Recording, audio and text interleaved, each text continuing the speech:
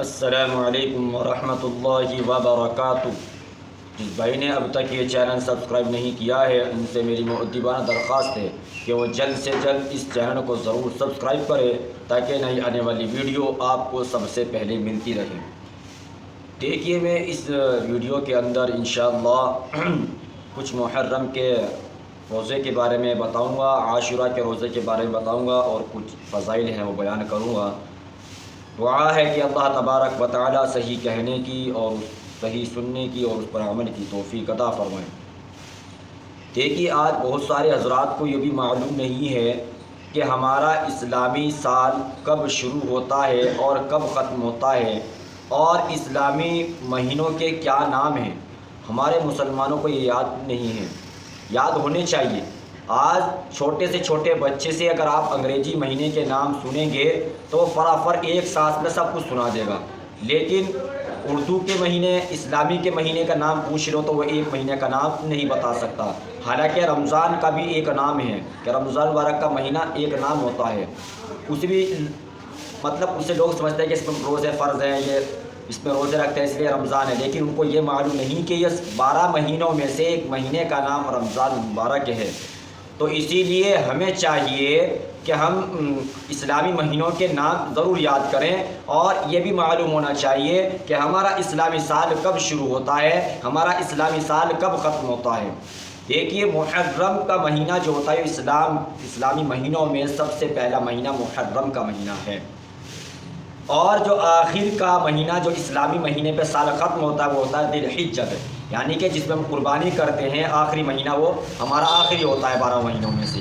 تو اسی لیے ہمیں چاہیے کہ ہمیں 12 مہینے جو اسلام نے دیے ہیں، ہمیں قرآن نے دیے ہیں 12 مہینے، کہ ان کے ہمیں نام یاد ہونے چاہیے۔ جیسا کہ ہم انگریزی کے نام فرافر سنا دیتے ہیں، اسی طریقے سے ہمیں اسلامی مہینے کے نام بھی فرافر یاد ہونے چاہیے۔ دیکھیے یہ محرم الحرام ان 4 مہینوں میں سے ہیں جو حرمت والے 4 مہینے ہیں، ذی القعدہ، رجب اور محرم الحرام اور ایک ذی الحجہ۔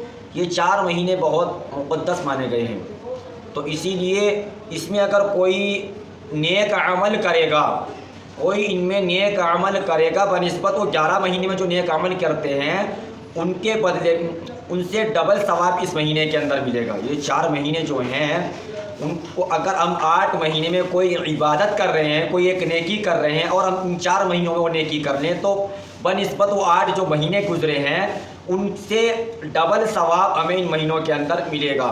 تو ہمیں چاہیے کہ روزوں کی زیادہ سے زیادہ کثرت کریں اور اپنے آپ کو گناہوں سے بچائیں، کیونکہ گناہوں سے بچیں گے تو نیکیوں میں ہمارا دل لگے گا۔ کیونکہ ایک بندہ اگر ایک گناہ ڈیلی کر رہا ہے، میں ایک گناہ کی بات کر رہا ہوں کہ اگر وہ ایک گناہ روز کر رہا ہے اور جب وہ گناہ کرتا ہے تو اس کے دل پر ایک سیاہ دھبا لگ جاتا ہے، اور جب وہ سیاہ دھبا لگتا رہتا ہے تو ایک دن ایسا آتا ہے کہ وہ دل بالکل سیاہ ہو جاتا ہے۔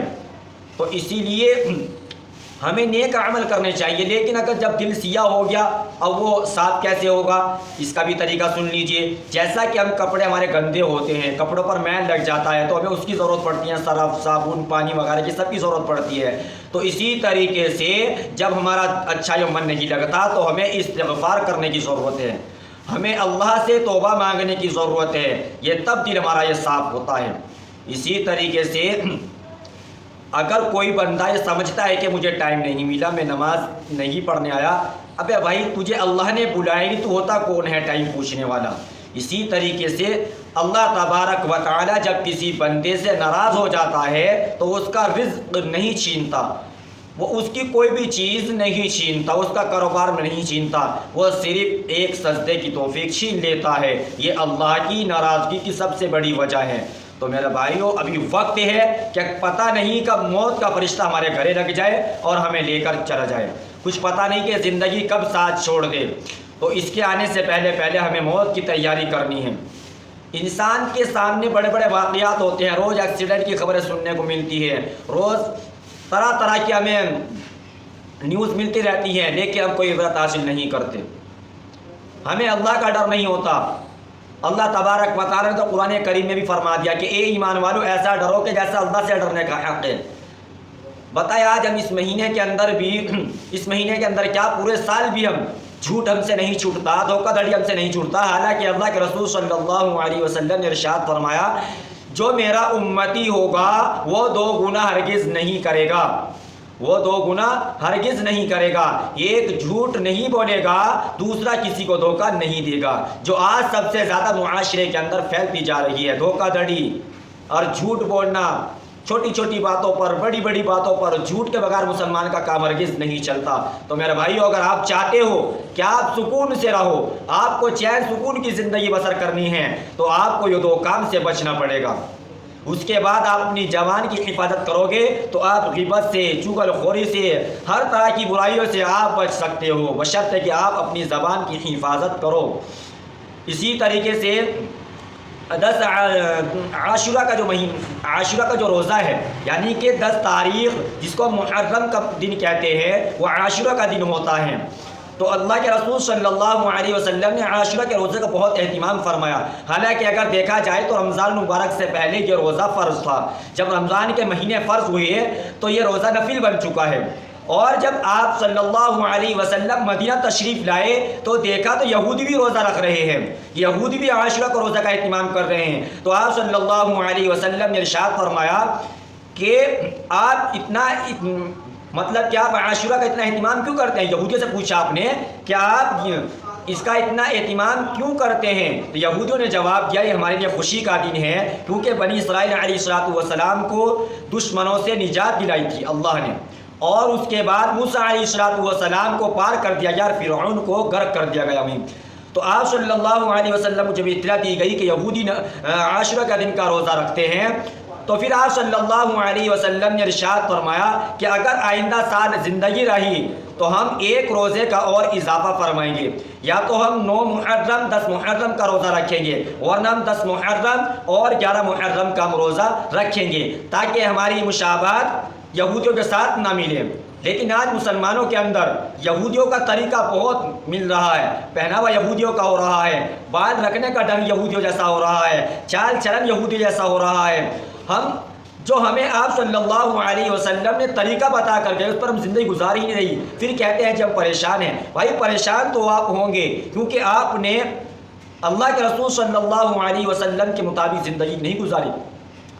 اصل مومن تو وہ ہے جو اللہ کا حکم اور نبی کے طریقہ پر زندگی گزار کر جائے۔ میرے بھائیو، دنیا کے اندر بھی اس کو چین سکون ملے گا اور بعد مرنے کے بھی اس کو چین سکون کی زندگی بسر ہوگی۔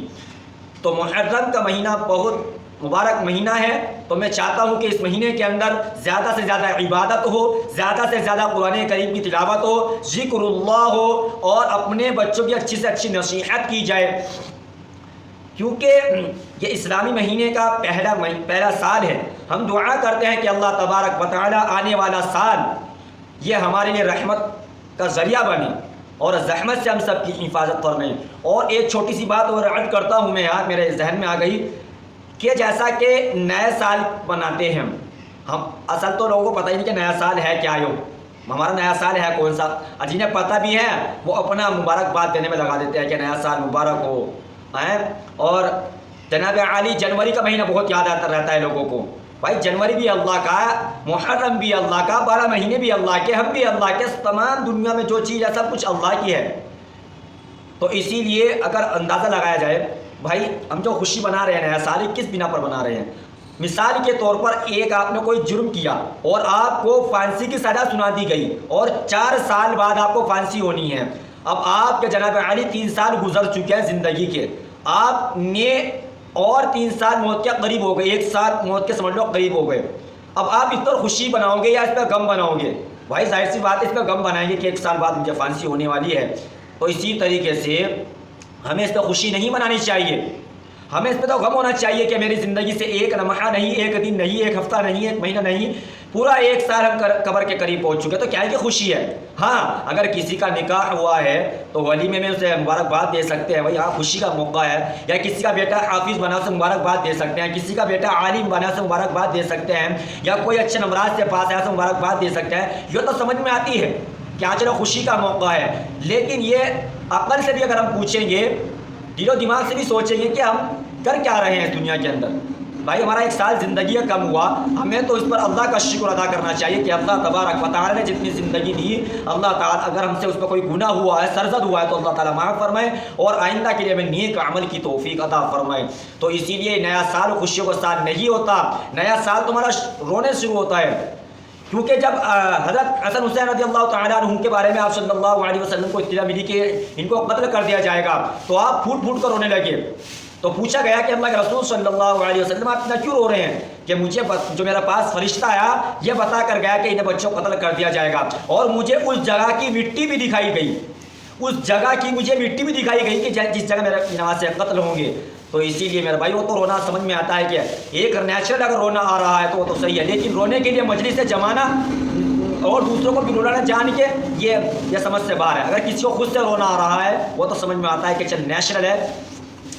تو اسی طریقے سے اپنا گناہوں میں ہرگز وقت ضائع نہ کرے، اپنا موبائل کے اندر زیادہ استعمال نہ کرے، جھوٹ اور دھوکہ دڑی سے باز رہے، اور بہنوں کا جو حق ہے ان کو بہنوں کا حق وراثت میں دینا چاہیے، ورنہ سخت پکڑ کا ذریعہ بن سکتے ہیں آپ۔ اور اللہ سے دعا استغفار کرنی چاہیے کہ اللہ تبارک و تعالی ہم سب کو نیک عمل کی توفیق عطا فرمائے، اور آنے والا سال ہم پر رحمتوں کا نزول، اللہ تعالیٰ رحمت کا اپنا نزول عطا فرمائے۔